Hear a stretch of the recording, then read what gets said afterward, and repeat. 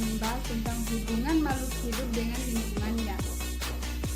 Dan sebelum ke materi, silakan klik tombol like, comment, and subscribe, dan jangan lupa juga klik tombol notifikasi agar kalian tidak ketinggalan video-video terbaru dari saya.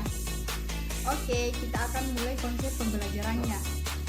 Kita ketahui bahwa hubungan antar makhluk hidup itu sangat penting sekali. Kenapa? Karena setiap makhluk hidup di muka bumi ini sangat bergantung dengan makhluk hidup lainnya. Seperti kupu-kupu tidak akan memperoleh makanan jika tidak ada bunga. Kemudian burung pipit yang mematuk padi di sawah dan lain sebagainya. Hubungan antar makhluk hidup antara makhluk hidup yang satu dengan makhluk hidup lainnya saling ketergantungan. Hubungan antara kedua jenis makhluk hidup yang hidup bersama disebut simbiosis. Simbiosis mutualisme, yakni hubungan makhluk hidup yang saling menguntungkan di antara keduanya. Seperti hubungan antara kupu-kupu dengan tanaman yang berbunga, kerbau dan burung, ikan remora dengan ikan hiu. Kupu-kupu membutuhkan bunga dan bunga membutuhkan kupu-kupu. Karena gerakan kupu-kupu dapat mengakibatkan jatuhnya serbuk sari dari kepala putik dan menyebabkan pertemuan serbuk sari dan kepala putik sehingga terjadi penyerbukan. Hubungan antar kerbau dan burung jalak adalah kerbau beruntung karena bebas dari kutu dan burung beruntung karena dapat memakan kutu. Sedangkan ikan hiu beruntung karena hubungannya bersih dari sisa makanan yang ada di sela-sela gigi, dan ikan remora beruntung karena mendapat makanan.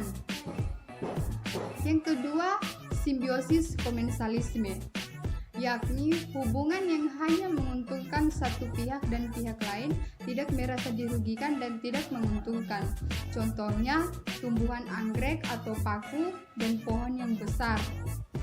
Tumbuhan paku dan anggrek membutuhkan tempat yang tinggi supaya mudah mendapat sinar matahari, sedangkan pohon yang ditempati tidak merasa dirugikan dan diuntungkan.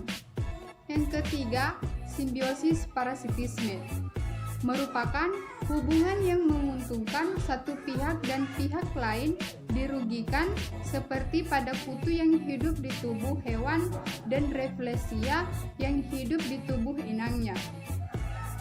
Kutu beruntung hinggap di tubuh hewan karena dapat memperoleh makanan dengan menghisap darah, sedangkan hewan dirugikan karena merasa gatal pada kulitnya sehingga pertumbuhannya jadi tidak sehat. Hubungan makhluk hidup dalam ekosistem. Ekosistem ada dua macam, yakni ekosistem buatan dan ekosistem alam.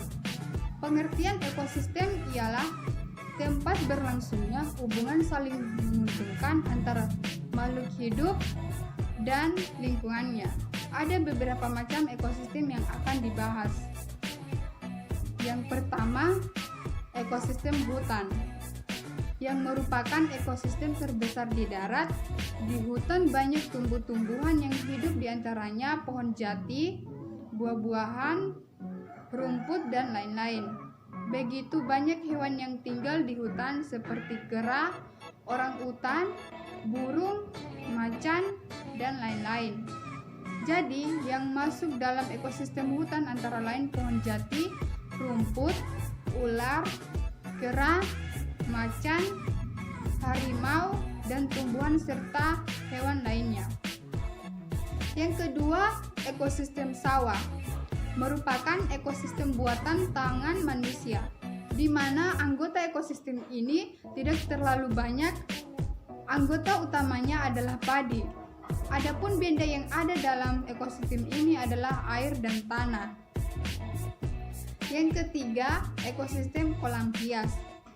Anggota ekosistem kolam hias diantaranya ikan hias seperti ikan koi, ikan lohan, dan beragam ikan hias lainnya, serta tumbuhan teratai, eceng gondok, air, dan lain-lain.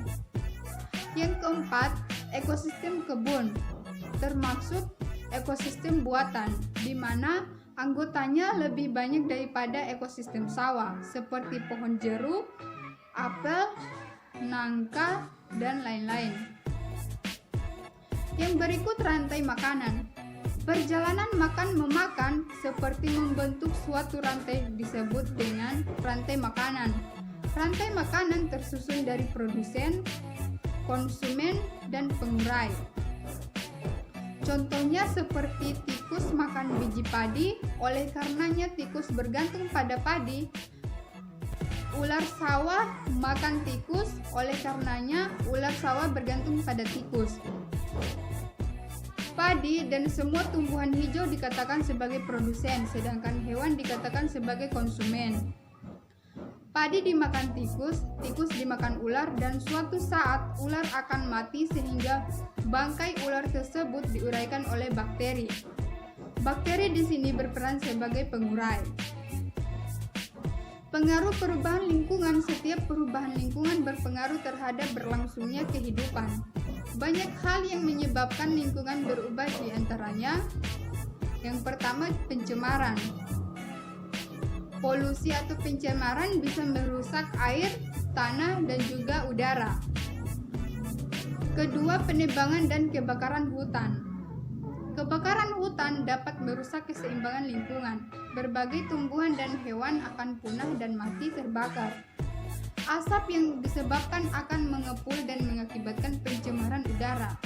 Dengan adanya kebakaran hutan menjadi gundul dan mengakibatkan banjir dan tanah longsor.